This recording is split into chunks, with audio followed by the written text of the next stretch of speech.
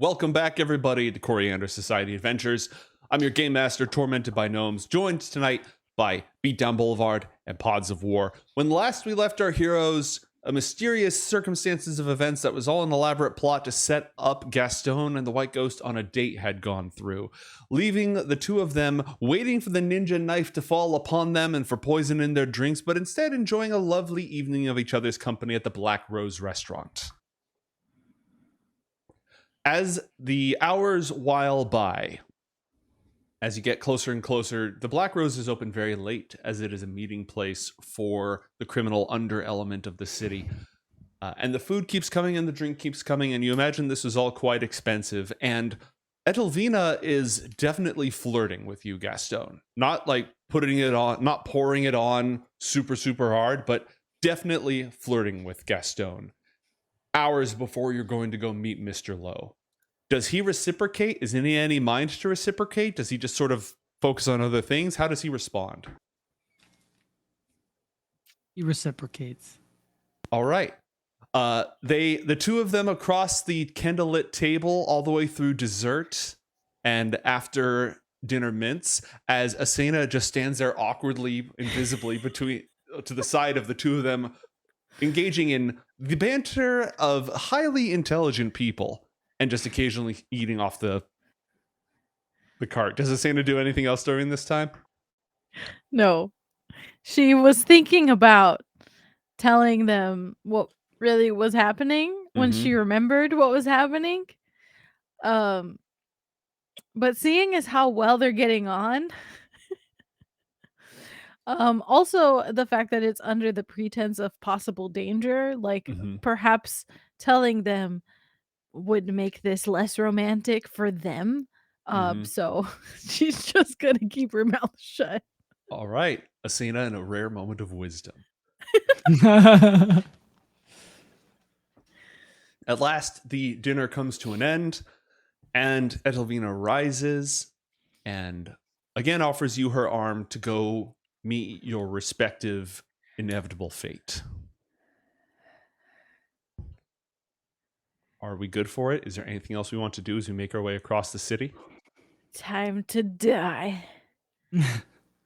Yeah, I guess so. Okay, that sounded really morbid, you guys. We're gonna be fine. Probably. And all Now we I have will invisible punch Asena. I will become not invisible again. You would have disadvantage on any attacks you make against her while she's invisible.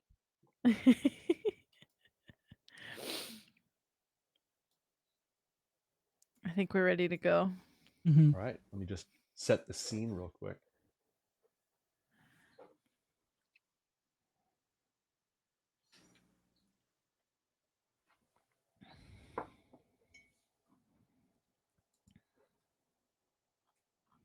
All right, I've got a lot of you down. Let me make sure there's some light, but not too much light. That's good. And you cross all the way down towards the Donahue Institute, the same neighborhood, the same part of town, as you make your way to the Triple Union Society Garden, the site of a terrible battle where you slew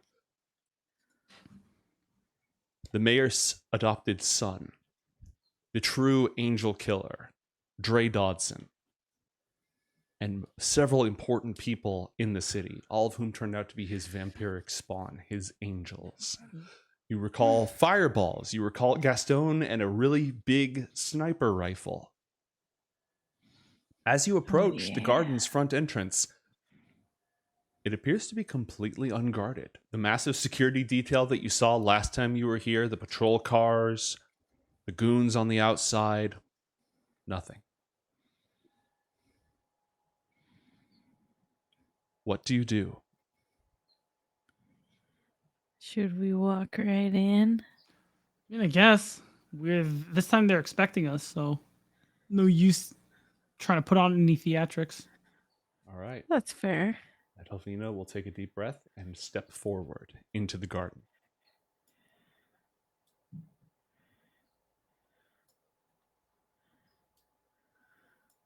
You only see one person in here, standing with his back to the gate, hair blowing in a gentle breeze, facing the statue in the shrine on the island in the heart of the garden's pond.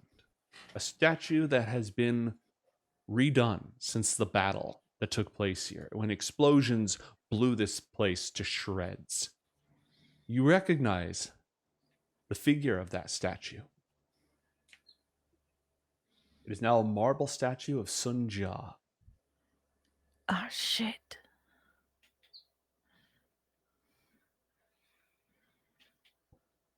The man standing before it is wearing fine clothes, but simple clothes. A light suit jacket, well-made trousers and shoes. From the back, you can't tell what else he might be wearing. You just see, again, hair blowing in the wind. What's your approach?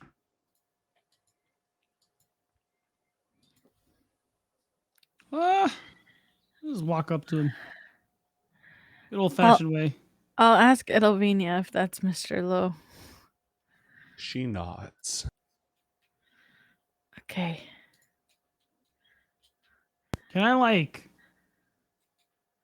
is there a way to, can I just roll perception, see if I notice ninjas? Roll perception check.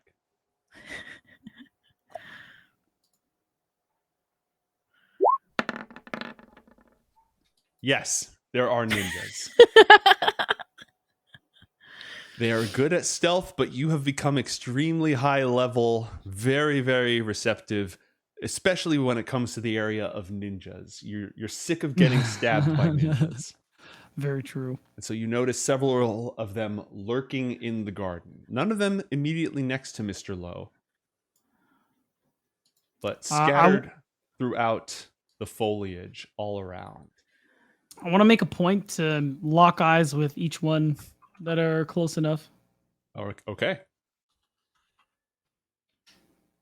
They look back at you, but do not move.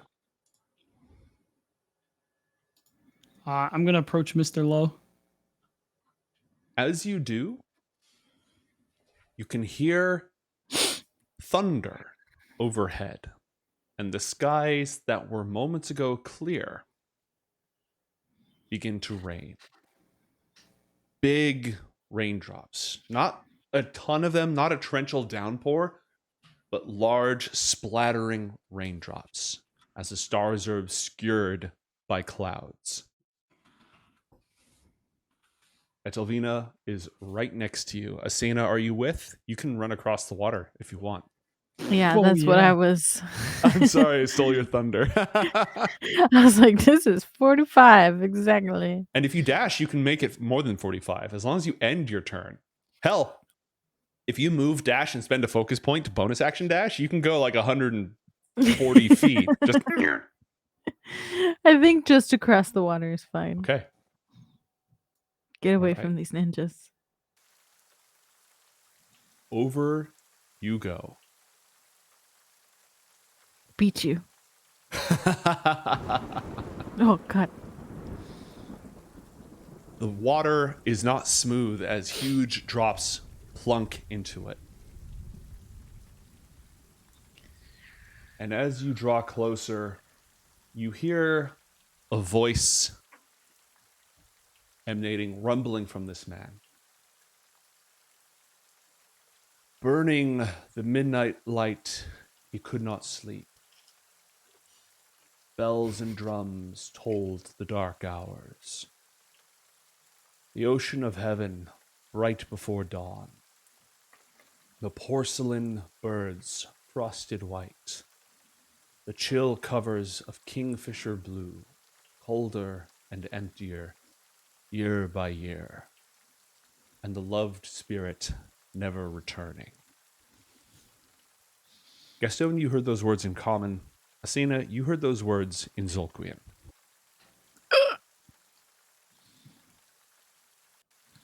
Nobody asked Etelvina, but she heard those words in the language of the old country. I'm going to ask Etelvina. Hey, I understood what he said, but also still need a translation. A poem, morning. Gotcha. Bottomless grief. Wow, that sounds sad, Mr. Man. Mr. Man. I am tired of trying to kill you three. I would be too. It's the right thing to do, of course. You desecrated my garden, slaughtered my guests, and took my Sunja from me. Dre He took turns some around job from you. to face you. He's not wearing a shirt under his coat, That's Sexy. tricky. and he's ripped. Of course. And he's covered with tattoos of koi dope. fish and dragons.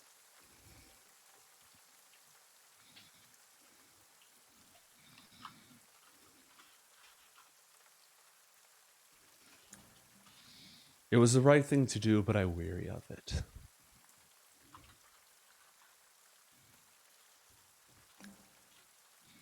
I think we need to clear at least one thing up. Dre Dodson took your Sunja, not us. I know. Then. You know, technically we saved her. You did. Eh, No, you spared her from a fate worse than death. And that is not without merit of its own. I appreciate that. He looks over. Isn't she beautiful?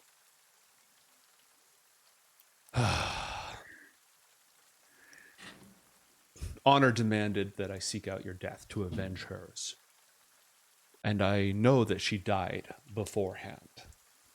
I know that you cleansed her. I know that she's better off this way. But I still had to try to kill you.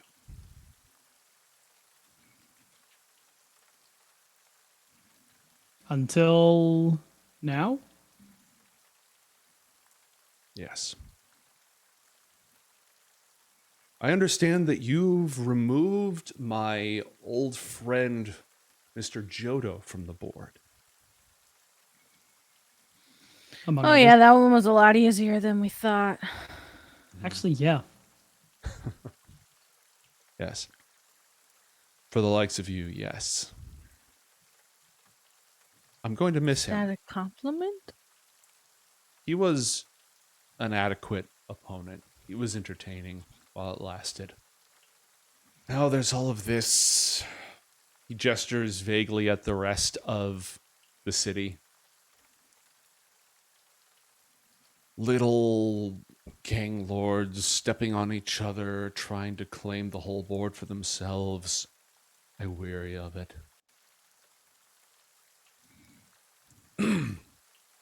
And I weary of hunting you. But I have to. Because you took my daughter from me. I would like to bring this to an end. Ah, there it is.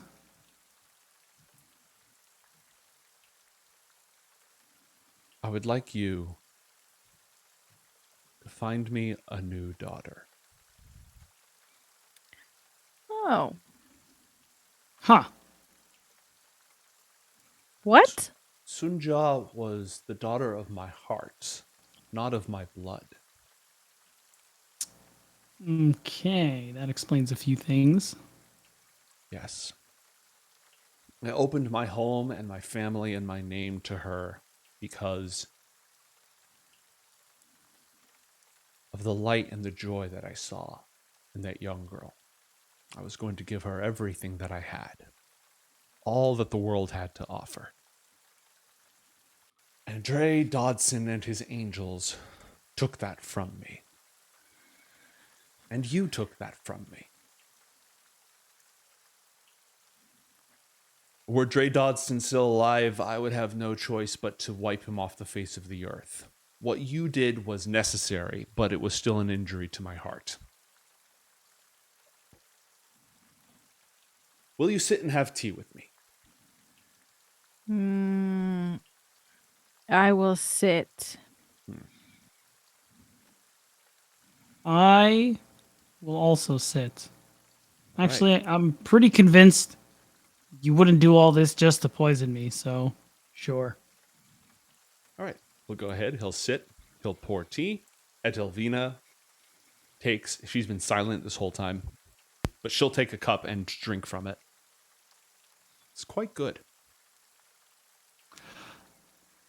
It's a good sign too, where she doesn't even check it. Nope, she just goes right for it. So, new daughter. Yes. You have specifics? You have requirements? What is this is uncharted territory for me, I'm not gonna lie. In my youth, I was not unlike you. A traveler, a wanderer, adventurer. I tasted many waters, crossed untold oceans. Drank the sweet dew from the petals of blossoming trees. What a euphemism. He smiles and doesn't answer. In Sea High,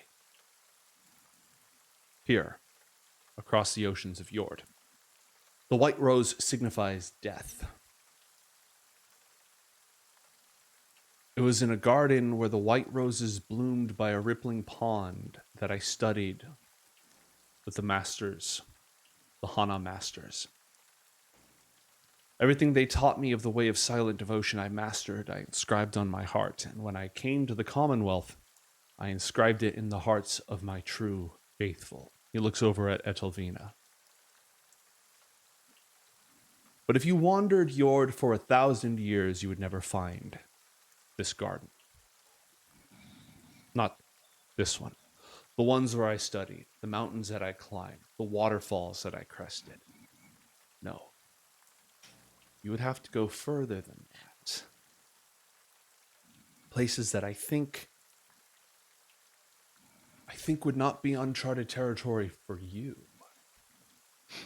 He looks at you, he looks at Asena. He doesn't look at Etelvina.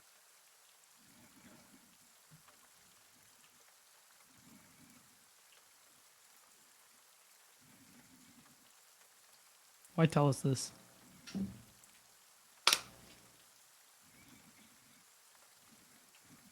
Because aside from Dre Dodson and the ones he brought with him, you were the only ones I've met who have traveled strange skies and sailed strange seas. I can see it in you. You've been beyond this place, this world. And because you are the ones who took my daughter from me, to mend this and to have peace, I would have you travel away from Yord, cross the 7 mountains, and bring me a single dewdrop that falls with a storm of weeping tears. I thought you wanted a daughter. Now you want a dewdrop? Yes. Can you say that again? You want a dewdrop That falls from a storm of tears across 7 mountains, where the steel gives way to the bloom. Steel bloom. Steel bloom. Is this a metaphor? No, Or I'm is being it, quite don't get literal. it. You're not a man of poetry. Gastone, in the basement, under my home, is a gate to another world. now you're speaking my language. You have a portal? Yes, I do. Not to my home, but to the place where I became who and what I am now. Does that include your affliction? He raises an eyebrow. Afflicted?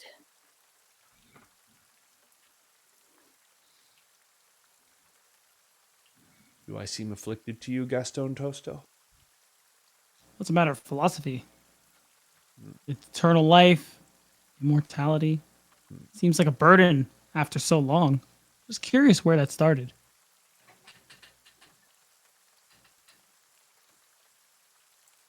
It started in the lands of the bloom. I swam up a waterfall, and now I live forever. It may have been a little too blunt even for me. Fair enough. But I want to swim up a waterfall. You could just run up it. That's true. If I run up the waterfall, will I live forever? I don't think you need to worry about that. He peers at you. What does that mean?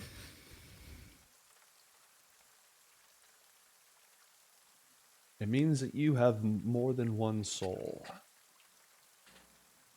Well, we knew that. Yes. Wait. Yes. Does that mean I More than already one? live forever? When he speaks to you, Asena, it's in the draconic language. Oh, God. Except, Gastone, you still hear it in common. You remind me of a vision I had of the skies above that world. A vast silver scaled cloud that flowed through the sky, adorned with 1,000 colors. The silver pilgrim, a wandering sage of a dragon that drifted briefly through that world.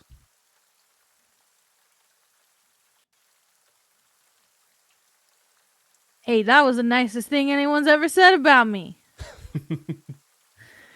Assuming that you responded in common, Gastone also understands that part.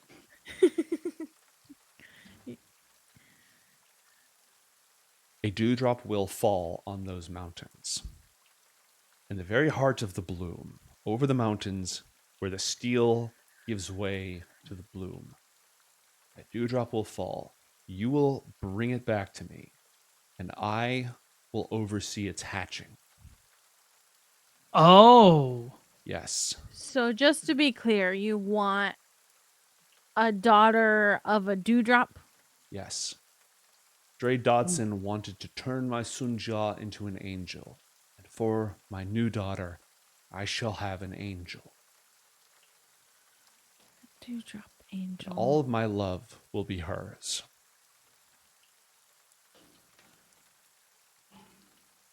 Doesn't sound so hard to go find a dewdrop. And in exchange, I will grant a truce. I will no longer seek your deaths. You will have undone the harm that was wrought upon me. Necessary? Yes, but honor has its demands. Well, Mr. Lowe, I gotta say, the more I learn about you, the less I'm inclined to desire a blood feud, especially because I don't have the interest or the time that you have. So, pending, team approval. Sure. If you can find me somebody else who's as good at the game as Giotto was to replace him,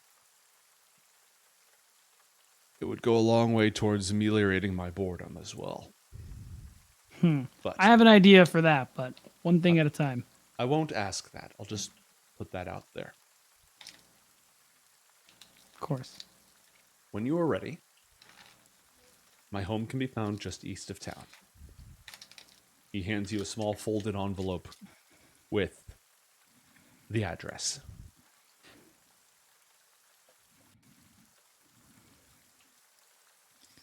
I don't know if this is a fair deal.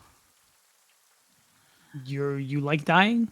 He crosses his arms across his very, very muscular chest and listens. I'm just saying, what you're offering in exchange is you won't kill us, something that's very unlikely to happen anyway. We're pretty much doing well on our own. Actually, she does have a point. We could probably sweeten it up a little bit. I mean, if we're going to another universe to find you a daughter, seems like a lot. You really, your boldness knows no bounds. I do like that about you. Let's hear it. Oh, What?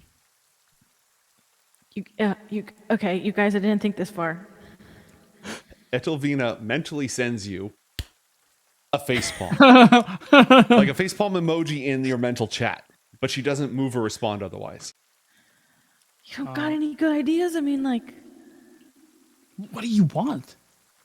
I don't know. Dude, this is a guy who's who's from another world. He's immortal. Think of something. I don't really want anything. I just thought we could get more than we got. Hey, I'm gonna say this out loud. Does this deal extend to her? Truce, cease of hostilities, all that good? Are you indicating Etelvina? I am, yes. He nods. I don't think you have a problem with her. I She trusted do- her with the protection of my daughter's life more than anything else. And I know she had a hand in ending it. If she fair. makes me whole, along with the rest of you, then I bear her no ill will. And I will Deal. remember only the sacrifices that she made for my son Jia. I know. We get to use the garden for a party.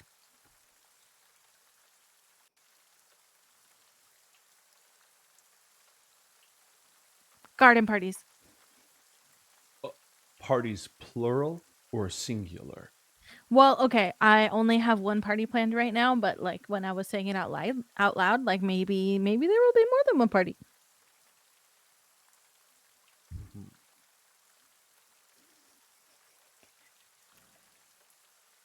I could allow that.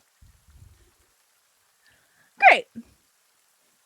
It's a very beautiful garden, Thank you. even if it was the site of a lot of bloodshed. I was gonna say. We could Many of these- we could replace those memories with like new good memories. Now that's a good offer.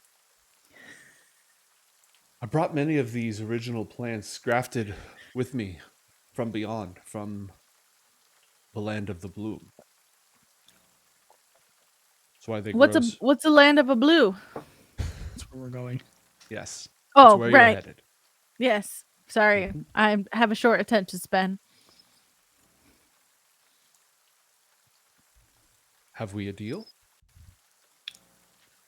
We have a deal. I'm good with it now.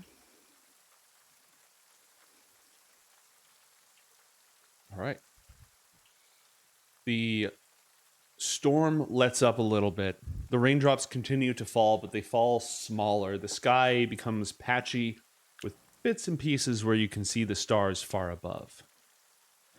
Is the weather localized when it does this, or is it looking like all of Northport at the very minimum? Probably 6 mile radius. Wow. Is there a correlation between his grief and that one really, really, really rainy night? Yes. Wow. Yes. That's kind of crazy. He controls the weather, or he can Excuse control me? the weather.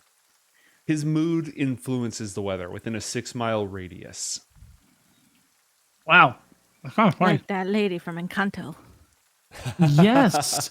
God, I love that movie. Good flick. Good flick. Yeah. All right. Do you have any further business in the gardens of Mr. Lowe? Nope. Okay. You're welcome to take your leave. Are we going now? We're going to He didn't specify first. a time frame. Etelvina will quietly say as you make your way out that sooner is probably better than later. His sense of time may be different than ours, but his sense of priorities is extremely focused. Yeah. Yeah. I'm inclined to agree. Well, personally, I just have 2 projects I want to finish quickly. Mhm. Will probably be very useful to us when we go to this place, and then I'll be good. What about you two? I don't have any projects. It suddenly occurs to Etelvina that she is, in fact, brought in with all of this, and she will be traveling to another world, which is not something she's ever done before. Oh, she's coming with us. Mm-hmm. Yeah. If she wants amnesty, she's got to do the work. If she's not involved with this, if she doesn't help out, then she doesn't get the deal, and she can spend the rest of her day with a vengeful father sending blades at her. A vengeful father who totally gets why you did what you had to do, but also has Hopes to kill you understand why over it. he has to do what he has to do. Exactly. Yeah. And wants a replacement daughter. Mm-hmm. That's a dewdrop. Mm-hmm. Yeah, we'll see what that is. Yeah, that makes total sense. No pressure or anything, right? Nah, totally. All right. So, assuming that you take your leave, it is midnight in the city of Northport. Rain continues to fall down the slick alleyways of the greatest city in the Commonwealth. Where will you go, and what will you do?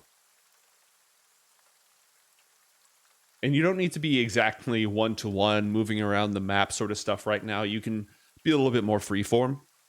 But any preparations that you wish to make, any social calls you'd like to make, anything else that you'd like to do, the city is yours for the time being.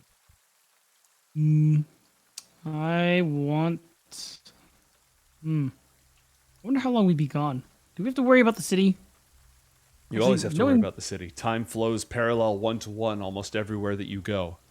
But hopefully this truce will help spare the city from total chaos and carnage.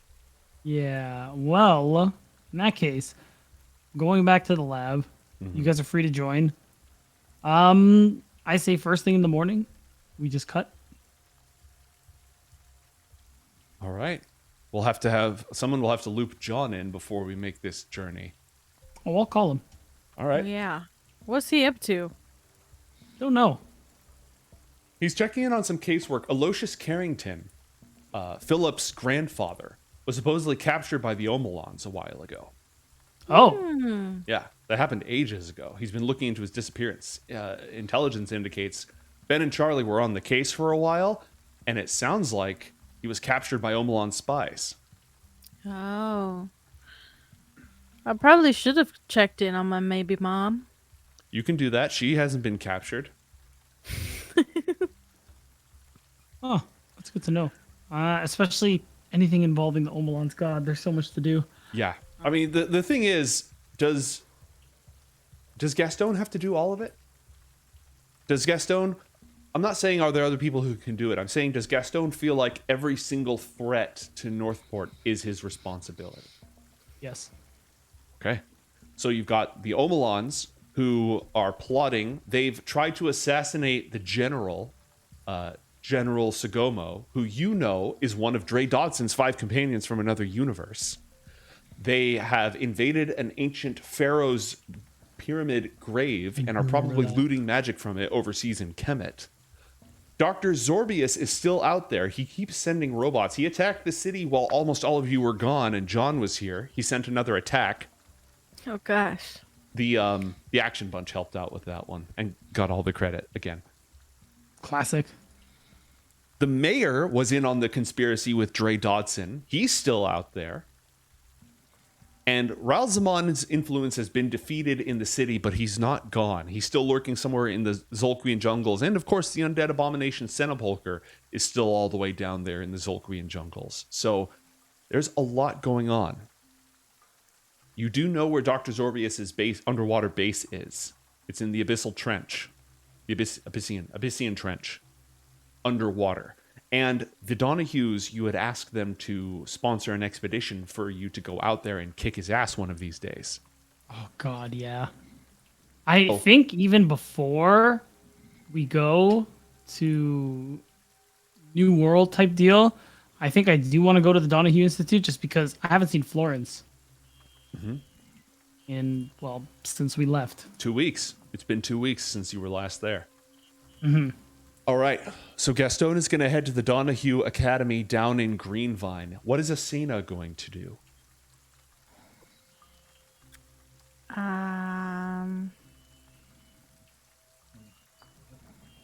We could check in on the Carringtons. Okay. That's You on the wanna- way, right? Depends on where you go. Where's their house? Oh, they mostly hang out at the penthouse, which is on the other side of the city. So here's the Black Rose. Here's the garden's somewhere in here. It's midnight. Probably not the best time to go calling. So you might want to go to sleep. Oh, I guess that's true.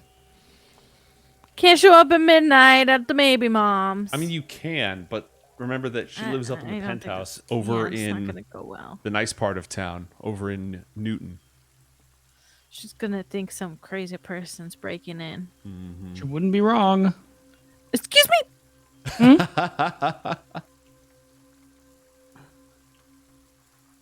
So do you guys want to sleep on it? Yeah. Probably. Okay. In the morning, let's see. So you return to your laboratory, and Asena returns to her lair. Between the two of you, Asena is going to be closer to the penthouse to go visit your maybe mom. So let's go ahead and do that scene first. Asena, the last time you were here, you got temporarily possessed by Ralzamon. You got haunted. There was a pizza involved. It's kind of the details are a little bit phased out. Where is she? Jasmine Ruiz Carrington. Socialite of the city, big donor to a lot of important causes. She inherited all of her wealth.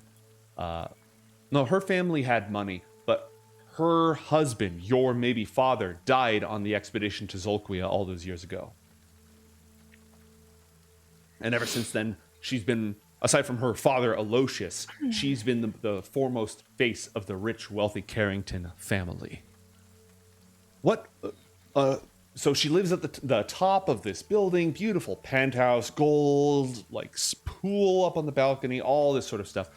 When you come calling, unless you're dressed to the nines, the doorman is probably not going to immediately allow you in, or at least have some. Well, I got a serious suit questions. on. You do have a suit on. That's true. That's true. Go and roll a persuasion check to talk your way in. Okay.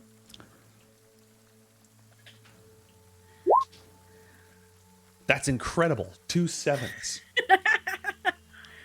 Gotta be lucky in some way, right? Hey, mister, I'm here to see maybe mom lady. Wow.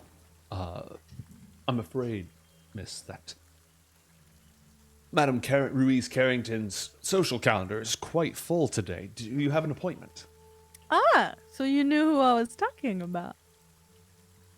I can presume, miss, regardless of your specific business or the vagaries thereof. You remember me? I'm afraid I don't, miss. Just tell her her daughter awaits. How about her daughter's here to surprise her? If she is in, miss, I'll go ahead and have that sent up right away. Okay. Roll perception check.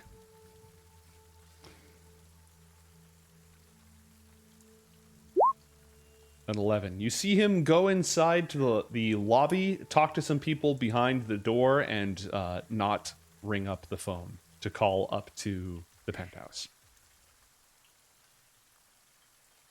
Can I go invisible? You absolutely can go invisible. You tug on your tie, and your tech suit zoop, turns you invisible. While he's gone,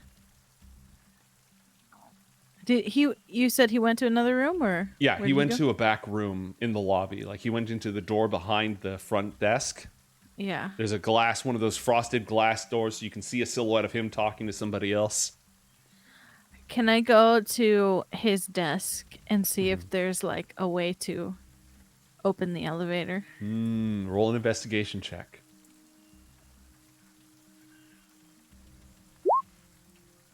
Okay. You shouldn't have shit. advantage on this. I don't know why I have that on still. It's probably from the stealth. Now, chat has given you 2 points of inspiration that you haven't used yet. And Gastone, you also have 2 points of inspiration. Why don't you go ahead and just add those to your character sheets, and I'll clear them from chat. Done deal. All right. So a 5 then. Okay.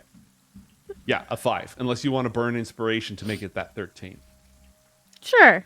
Yeah, because there's a lot of buttons here, and Asena's experience with buttons mostly has to do with pressing them until something explodes. Yeah, press them all. But yeah, there is a way to have the elevator goes all the way up to the penthouse, but it doesn't normally go there unless you have a key or it's flipped from this door. But you found the right flip. You could just go ahead and flip it and head on up if you'd like. Yeah, let's do that. Okay. Ding! And roll stealth check with advantage because of the invisibility tux. Okay. A 19. Damn it. You slip into the elevator. The doorman pops back out into the lobby and looks left and right, but by the time he's looked over in your direction, the door has closed. It's one of those really fancy elevators with a wood interior, carved spiral columns in the corners, some sort of froofy fabric, almost like a red tapestry style fabric. You know, when you look up at the roof of a theater, you sometimes have those ruffly things, and mirrors along all the sides, and the doors are burnished brass. So there's not an elevator attendant. There's not an elevator attendant. That's no. good. Yeah. It just all the way up. Awkward. And ding, you arrive at the penthouse. Okay. I'll become uninvisible now. Okay. You find Jasmine Ruiz Carrington, your maybe mother, reclining on a couch with a cigarette holder, going over maps and documents. Asena. Hello, maybe mom. I thought you had a very busy day today. I do. She shuffles some of her things, making space for you on the couch. Roll an insight check, please. Okay. Flat. Inside. All right. Well, the camera may have become fuzzy, but your intuition has not. She is definitely surprised to see you. She's making some room for you on the couch. I think the last time you saw her was the whole incident with Aralzamon. Yeah. I don't recall anything since then. But she shuffles away all of her papers and such. Please, sit down. Water, champagne, wine. I think I'm okay. Thank you, though. Are you well? Oh, I'm doing great. I just wanted to check in on you. I happened to be in town for the first time in a really long time. Basically, ever since that thing happened. Yes. You still, a part of that?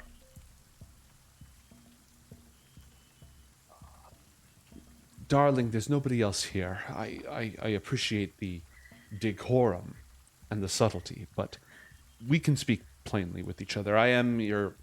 You can trust me. What are you talking about, specifically?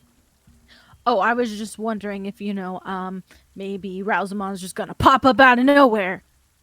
Oh, she shudders. Oh, no. Oh, poor old Josiah. I've not seen the faintest whisper of his presence ever since that horrible day. Oh, that's cool. That's good. That makes me happy for you. No real motive for me to come by. Just wanted to But you're hang welcome out to or stay. something. Yes, no, absolutely. We've hardly had a chance to speak when somebody wasn't churning with unholy power or screaming or bleeding or exploding. Yeah, that's true. That's often quite true with everything that I do. Why don't you just sit and we'll chat about everything and anything and nothing. Just sit. I could try it. You know what? Maybe I will need some tea or something. That's what fancy people do. Yes, she has a silver platter with a whole bunch of like fine wines, cheeses, little finger foods, olives for martinis. She drinks a lot. And she's just going to start asking you about your entire life from like as early as you remember. Just making conversation. She has very little in common with you. But she knows a thing or two about the wilderness, and she knows a thing or two about the occult from her dabbling, from her studies with the Society of the Eclipse. So it's not that there's nothing in common. It's that she's used to the boardroom and the cocktail lounge and, you know, donating to charities and sponsoring different fashion galas and stuff like that. That's her world. The punching, the exploding, the shooting, that's not her world. But she's literally down to sit and talk for hours. Well, I've learned that these two worlds they go quite hand in hand. Sorry, which two? The boardroom and the punching? Oh, you know, the fancy cocktail parties and punching and killing people. Yes, it's all a cloak and dagger of one type or another. Violence is violence, whether it's a cutting retort or a shotgun to the face. One's just easier to recover from, depending on whose words you're dealing with. Pretty sure shotgun from the face is not the easy one. Yes, under most circumstances, but you have no... If it's a sufficiently killing blow from the right person in the right position, it can ostracize you, which is still easier to recover from than being shot in the face. But anyways, tell me, do you remember anything about me? About you? Yes. Oh. I'm afraid not. But I mean, this is probably not as super interest of you because it is less about me, your daughter, but might be a dragon. She pours herself another... actually, she goes to pour herself another champagne, looks at the champagne bottle, reaches under the counter, opens this silver thing, pulls out some gin, starts making herself a mixed drink. Go on. I haven't really figured it out. You know, I still we've been getting sidetracked, and quite often whenever my heritage comes about, I tend to change the subject. But as it currently stands, it seems like I might be an amalgamation of two spirits, two souls, one of which is a Dargan. Really cool one. I saw it in a reflection. And how did that happen? How did that come to be? And what's the other one? Well, I guess the other one would be your daughter.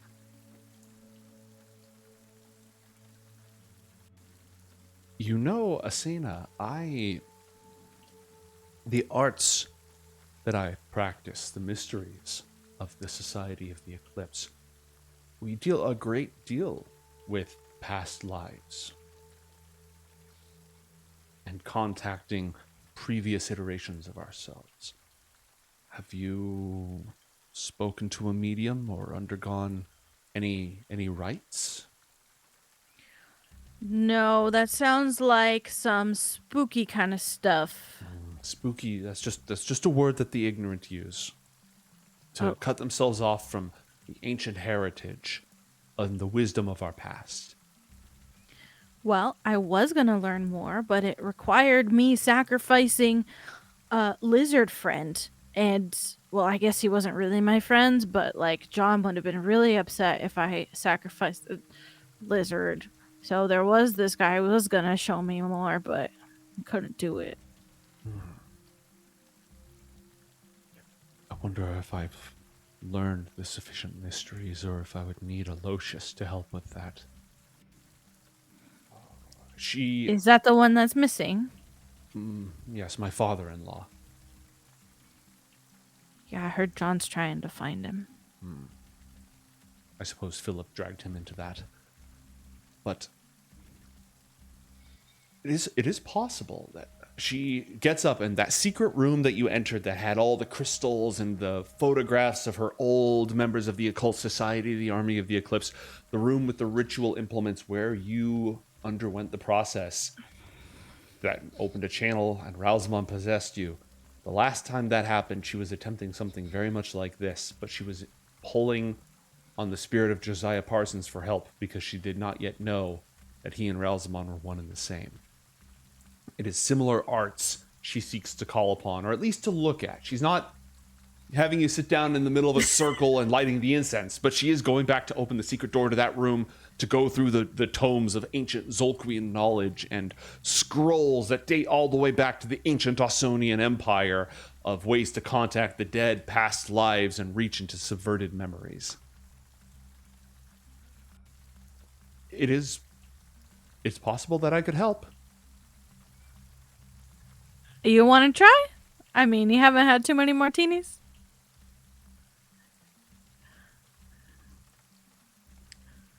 I just don't know if I...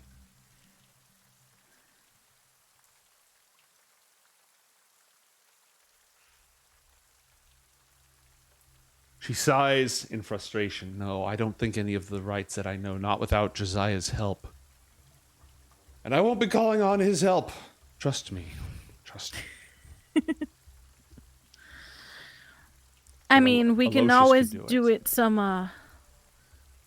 other time. Where I'm gonna be going to someplace else, some blue world. You travel so much. You see such incredible things. You have to tell me all about it. Okay. I'll start telling her about all the worlds. There's a ball. You're gonna have to come.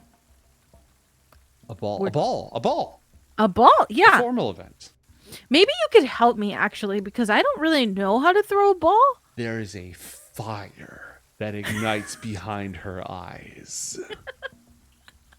And it seems like all the gems on the headband she's wearing glisten at the exact same time with an intensity. Basically, there's somebody that I met off-world, different universe, and he is desperate for an heir. And so I thought, Is he nobility? Is he royalty? Oh, yes. Royalty who needs someone so that way he can have an heir, and is very stubborn, this one. So I thought that maybe if we throw him a ball that he could find the one and be happy ever after. How are you remembering all this? It's only from like 30 episodes ago. Oh, Only my did bad. 90 hours of gameplay or so since all This that is happened. Asena's true mission. Yeah, just setting everybody up with everyone else. Queen of the shipping lanes. Okay. True. Jasmine, at the prospect of arranging an interdimensional gala for an eligible noble. This is social climbing on a scale that she'd never imagined, and it is an aesthetic opportunity beyond her wildest dreams. She is ridiculously on board. She wants to hear everything. Are you okay with starting to fill her in while we take a check-in on Gastone? Yeah. We'll start going through like everyone that I met and deciding whether they should be invited or not. All right, this is going to take a long time. Because not only have you met a crap load of NPCs along the way, but we're getting the Asena version of everything. Oh boy.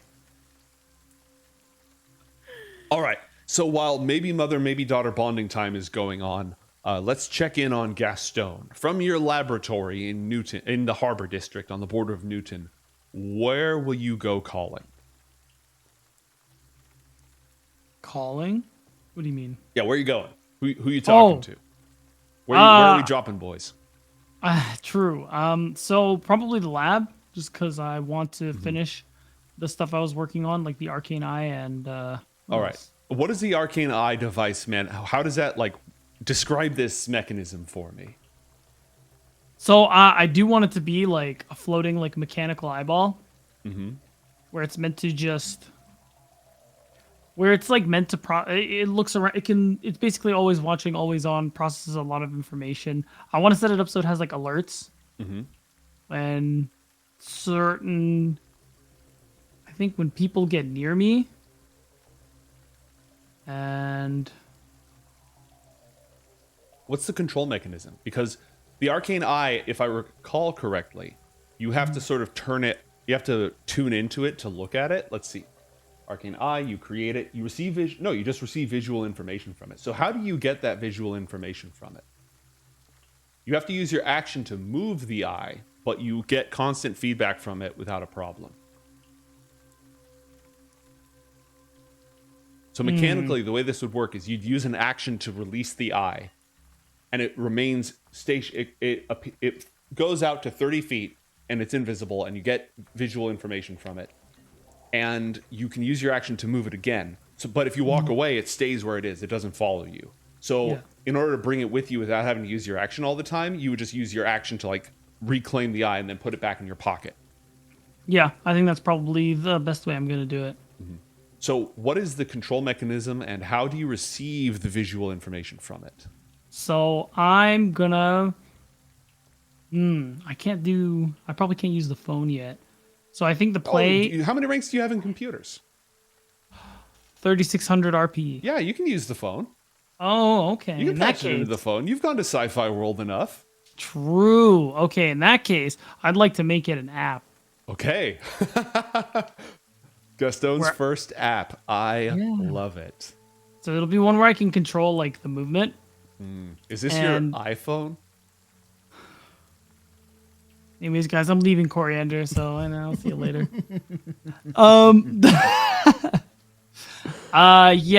You know what? No, we can't call it the iPhone. It doesn't make sense. I'm thinking too much about this. So, control its movement with the app. Can probably best if I also get the feedback through the app. That doesn't really make sense that it would transmit directly to me anyway. Well, yeah. Unless I make something for it, which I don't want to. Yeah. We'll build the smart glasses or the smart monocle later, right? Exactly. Baby steps.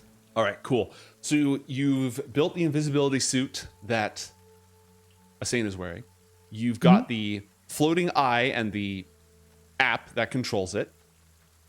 And you're going to build the dominate person device. Now, dominate person, let's see if that's a concentration effect or not.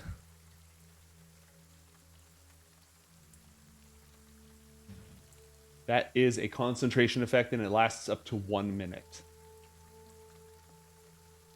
And you don't have to use your action to give it simple commands, but you do use your action to assume direct control.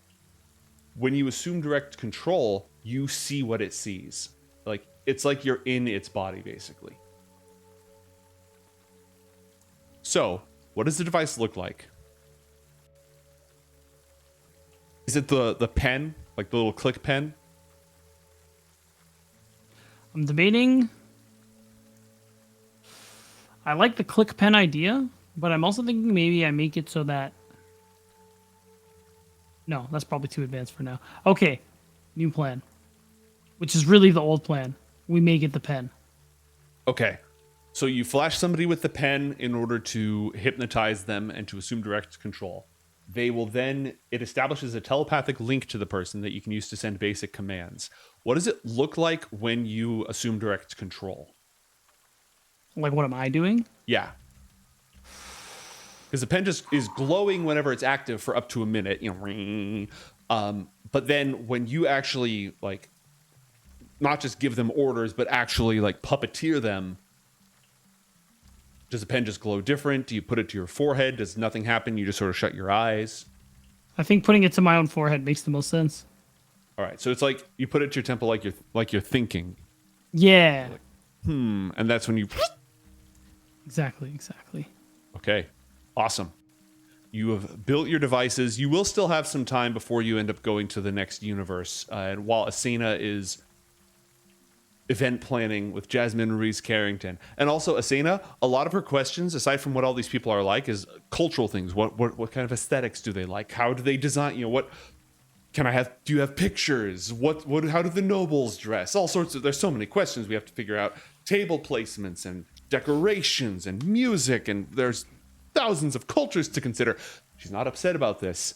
She's excited about this. Yeah, we can go back and forth. Mm-hmm. All right. So she's grilling you on all sorts of little details. She's not afraid to interrupt you to ask things about like what kind of hats do they wear, what colors do they wear, blah blah blah blah blah. Yeah. It'd be like, I think we should invite Lynn, but I don't know if she will come. I don't know if it's like kind of her thing, but she's like in this mech suit, so I'm not sure if that's like proper attire, or maybe that's the perfect attire because it'll like really impress the other people, but then she's kind of controversial.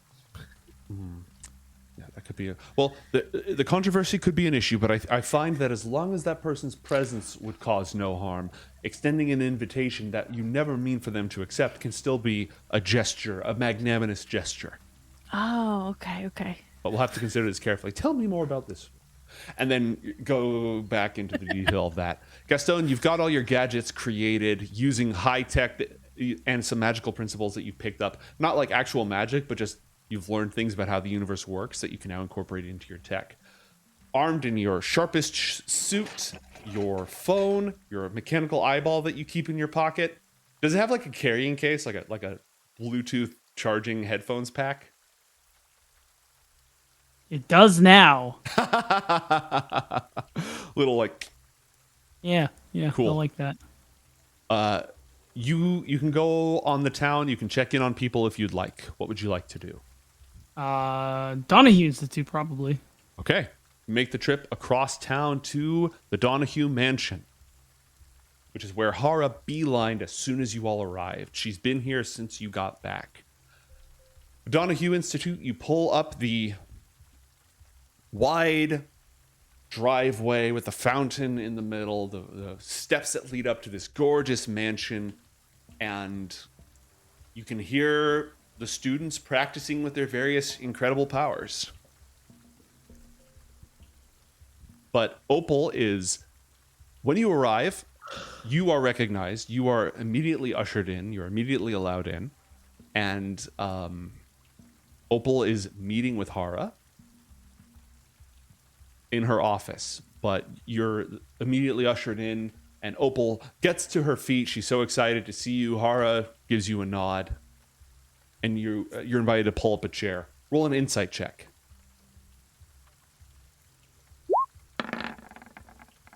Okay, a 13. The air might be a little tense in here. Not severe, but serious discussions are going on of some sort.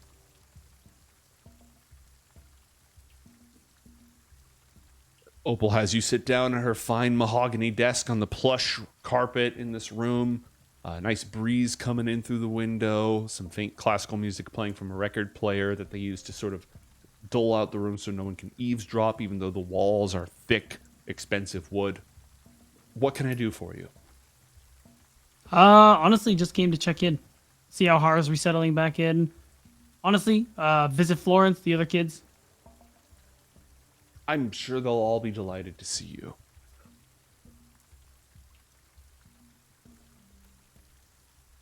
Things are going... We had a bit of an incident while you were gone with everybody's favorite doctor, but that's all been cleared up. None of the students were severely harmed. The damage is already repaired.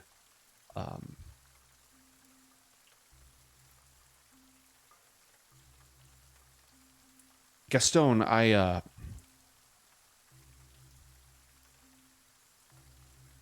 I feel that good Dr. Brandt is becoming a major source of stress for the student body. After that last attack, a few snuck out after curfew to go fight crime. And while I applaud their efforts. I absolutely think that they come from the right place. I still worry about them running around in the city. There's just the Wonder Crew now running around, the Action Bunch. So many are not staying and learning in a safe environment, because when they tell us that they don't feel safe, well, it's difficult for me to say otherwise.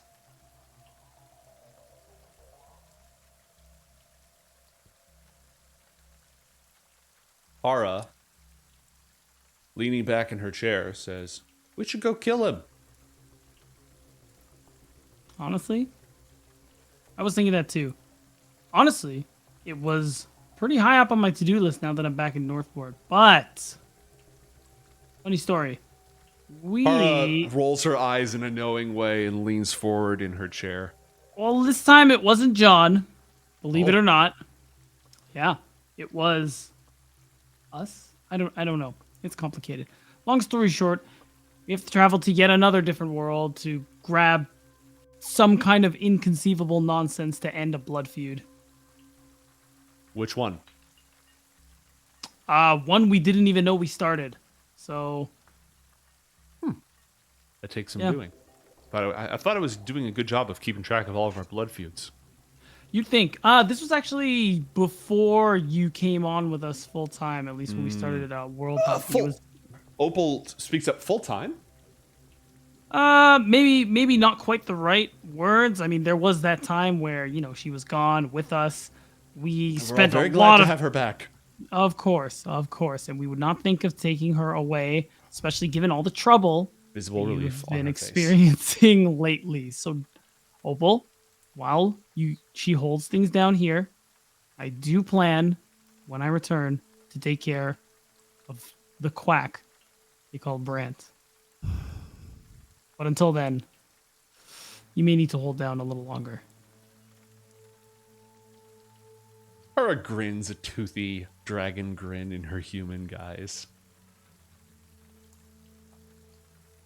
You know, he still hasn't insulated them against lightning. You think he'd learn? This is why I'm telling people he's a joke. Oh, So, well, I don't. you'll be happy to hear Florence is doing exceptionally well. Exceptionally well. The nightmares are a bit of a problem, but we have on-site counselors for that. Yeah, well, psychological trauma, not exactly a shocker given her Of course, circumstances. after all the poor girl has been through. I mean, I wouldn't expect her to recover for...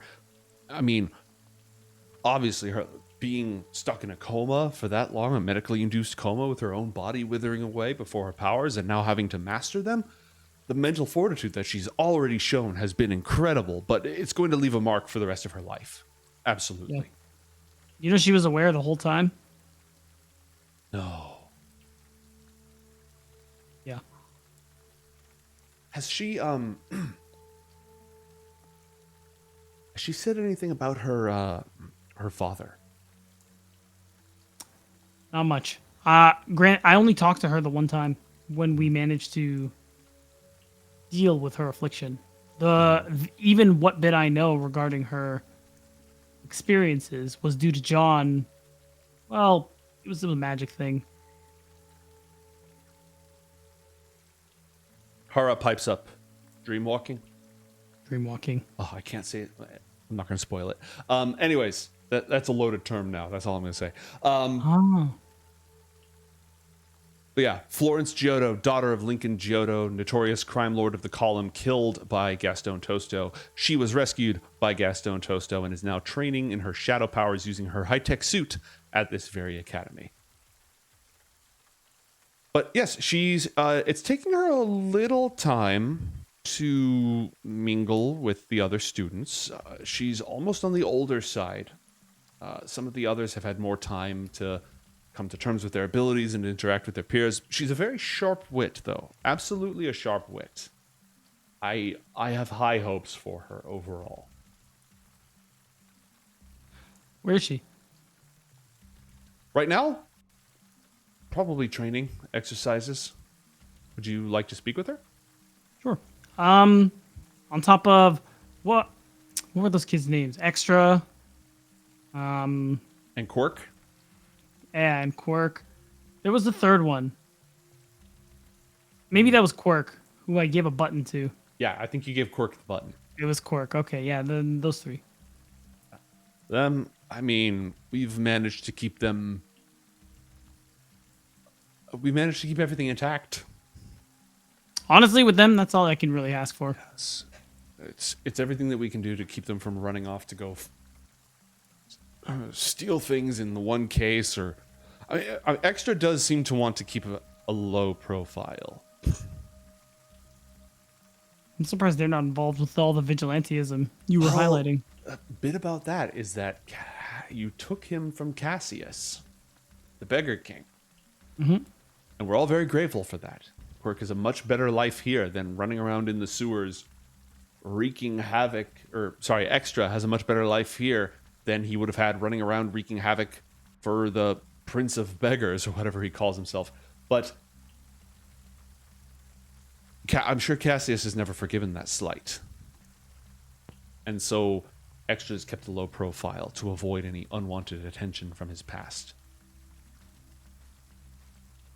Gastone is gonna eye Hara and try and give a knowing look, like thought. Yeah, exactly. Hara We'll will see about use that. the message cantrip to contact you silently. Mm-hmm. She took John's powers and she can do that. So between the two of them, Ralzamon, different problem entirely. And message is limited, but she can just cast it unlimited. So in your head, she's going to go ahead and whisper. So Zorbius is all the way out to sea. We are going to get the Donahue's money. No, the Carrington's money. I can't keep all these rich mortals straight. The Carrington's money to deal with him. Cassius, he's got eyes everywhere. But how dangerous can a beggar prince really be?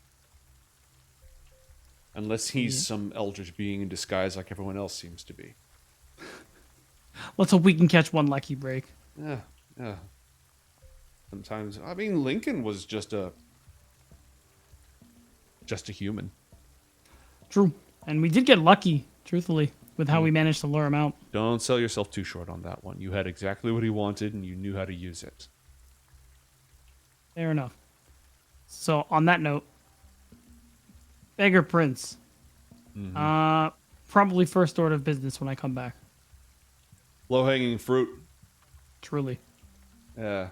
He's beneath Darcy Street in Old Town, is supposedly where he has his lair. Yeah. Shouldn't take us too long. No. To take care of it. He's just down there in the sewers. You've been once before. In fact, Opal, I'm going to have a chat with the kids. And then after that, you can tell Extra he doesn't have to worry about his old life anymore. I may need to borrow Hara for one last thing before I leave. Opal looks concernedly. Roll persuasion check, Gastone.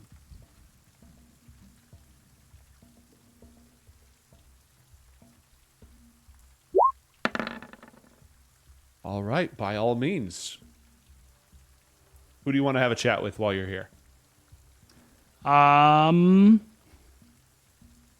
It was Florence, Quirk, and Extra. All right, the three of them are running together. They've all got fond memories of you, and so Florence has sort of become rather protective of the two, even though she's only been out of her pod for a little while.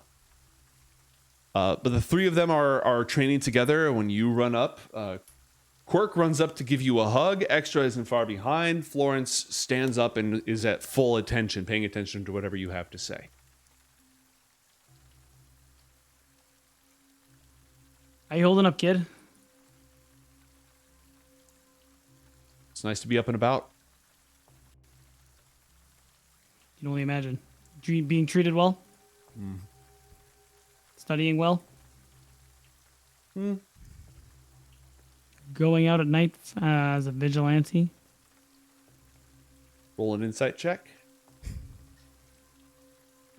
Does she have deception as a skill? She just has charisma.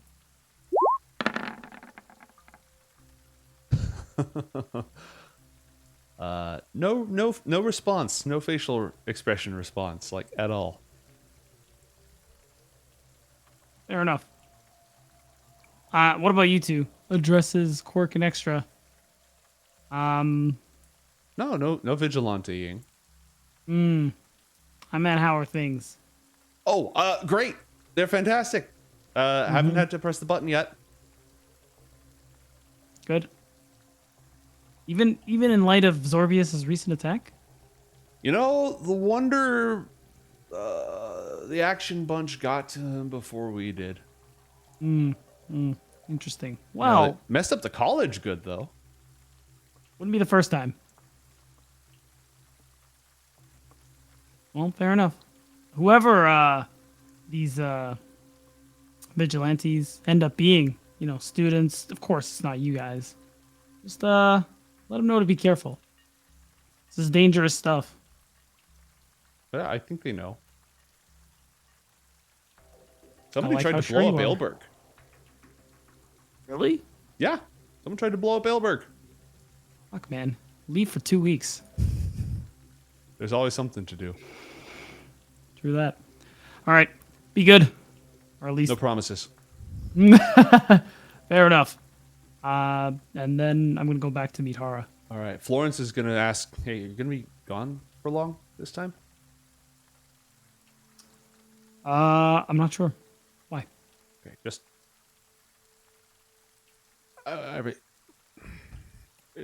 we haven't had a chance to...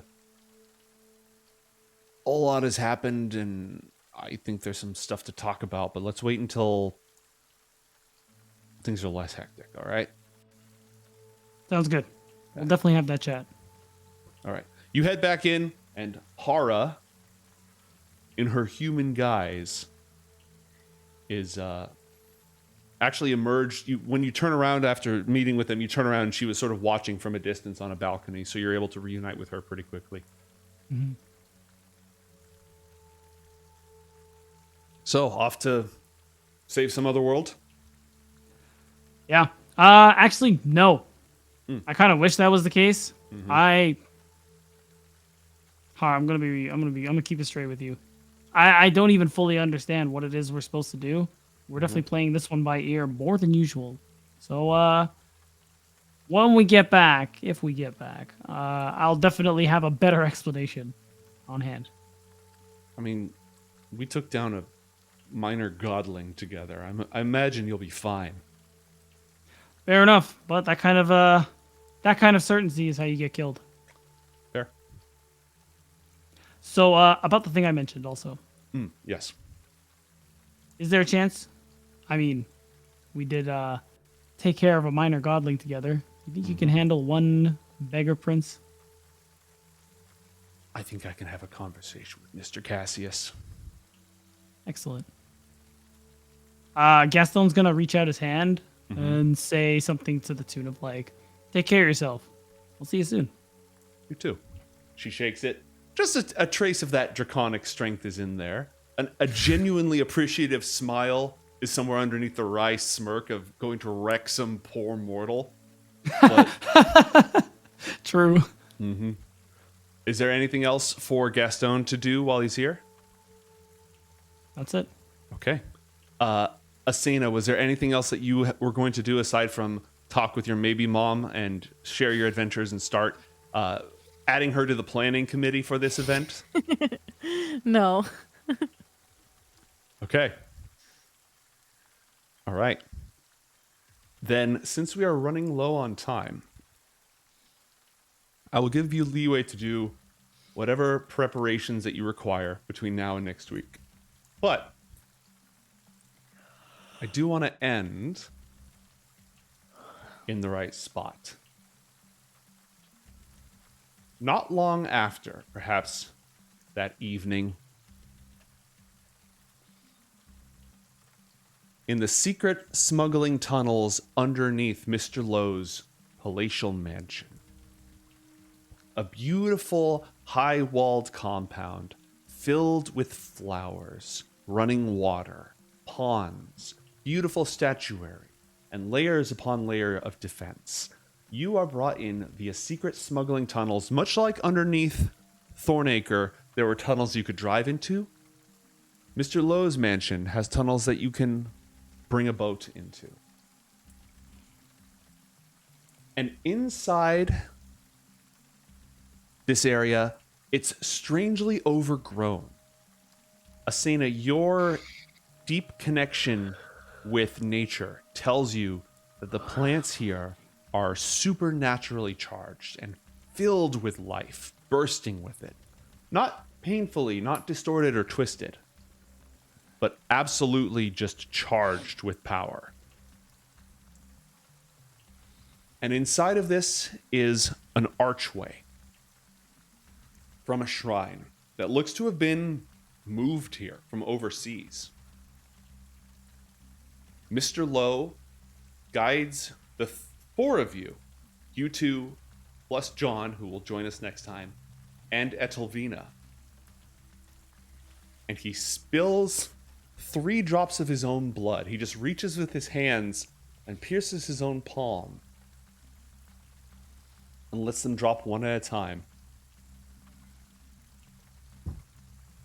And the flowers engraved in beautiful opalescent filigree and mosaic on the pillars of the shrine door bloom to real life. And they flow, they blossom, they swirl until they form a curtain in front of you that is so thick that you can't even see through it. Bring me back the dewdrop from across 7 mountains where the steel overcomes the bloom, and we shall have our truce. My honor will be satisfied, and you can borrow my garden for a party.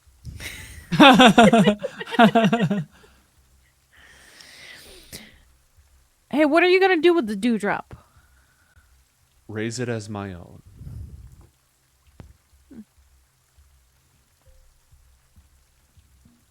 I didn't know dewdrops could grow. What is a Everything dewdrop from grows another when world? properly nurtured. Dewdrop, steel, bloom something. Got it. Yes. Is there anything else that you do before you step through?